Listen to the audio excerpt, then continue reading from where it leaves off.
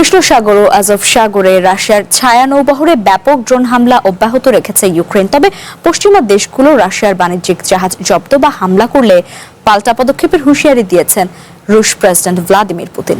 একই সঙ্গে নেটোর বিরুদ্ধে এশিয়া প্রশান্ত মহাসাগরীয় অঞ্চলে সামরিক উপস্থিতি বাড়ানোর অভিযোগও করেছেন তিনি।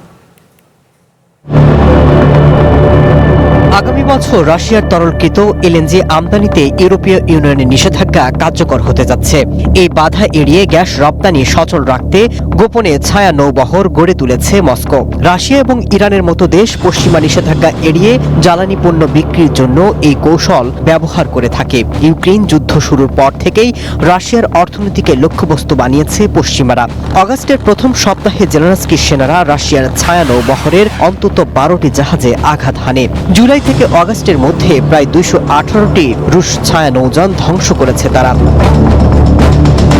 এবার রুশ ছায়া বহর থেকে জব্দ করা তেল এবং পণ্য বিক্রির পরিকল্পনার পাল্টা জবাব হিসেবে ইউরোপীয় দেশগুলোর জাহাজ বন্ধের হুমকি দিয়েছেন ভ্লাদিমির পুতিন। সতর্ক করে বলেছেন মস্কো প্রয়োজনে যে কোনো জায়গায় পাল্টা ব্যবস্থা নেবে। এটা নিঃসন্দেহে জলদস্যুতা ও ডাকাতি ছাড়া আর কিছুই নয়, এবং যদি এই ধরনের পদক্ষেপ বাস্তবে প্রয়োগ করা শুরু হয় তাহলে আমরা উপযুক্ত জবাব দিতে বাধ্য হব। যেসব এলাকায় রুশ জাহাজ জব্দ করা হতে পারে সেখানেই নয়, বরং রাশিয়া যেখানে প্রয়োজন ও উপযুক্ত মনে করবে সেখানেই পাল্টা ব্যবস্থা নেওয়া হতে পারে। এর মধ্যে প্রশান্ত মহাসাগরীয় নৌবহরের দায়িত্বাধীন এলাকাও অন্তর্ভুক্ত হতে পারে। নেটোর বিরুদ্ধেও এশিয়া প্রশান্ত মহাসাগরীয় অঞ্চলে সামরিক উপস্থিতি বাড়ানোর অভিযোগ তুলেছেন পুতিন।